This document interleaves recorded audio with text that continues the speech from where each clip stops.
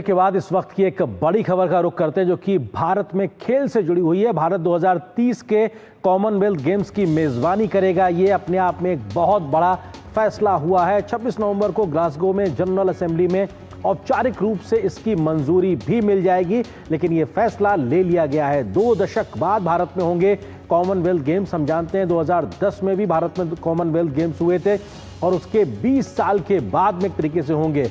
गृह मंत्री अमित शाह ने इस पूरे घटनाक्रम के बाद में बधाई दी है और एक प्रकार से खुशी जाहिर की है, क्योंकि 2030 के कॉमनवेल्थ गेम्स होंगे हिंदुस्तान में। खेल मंत्री ने भी अपनी बधाई जाहिर की है, खुशी जाहिर की है, अपनी प्रतिक्रिया दी है। तो अपने आप में 2030 के कॉमनवेल्थ गेम्स की मेजबानी भारत करेगा। ये बड़ी खबर इस वक्त की है और अगले महीने नवंबर में इसकी घोषणा भी औपचारिक रूप से 26 नवंबर को ग्लासगो में जनरल असेंबली की बैठक के दरमियान हो भी जाएगी। तो ये अपने आप में 20 साल के बाद, 2 दशक के बाद भारत में कॉमनवेल्थ गेम्स का आयोजन होगा। और निश्चित तौर से हम जानते हैं ये अपने आप में दुनिया के तमाम बड़े उन खेल आयोजनों में से एक है जिनमें दुनिया के तमाम देश जाते हैं और शिरकत करते हैं। हम जानते हैं कि वो तमाम देश जो कभी ब्रिटेन के अधीन रहे हैं उन सबको कॉमनवेल्थ कंट्रीज कहा जाता है और उन कंट्रीज के एक बड़े आयोजन के तौर पर इस गेम को देखा जाता है। और जब 2010 में भारत में दिल्ली में ये गेम्स हुए थे, उस वक्त भारतीय खिलाड़ियों का प्रदर्शन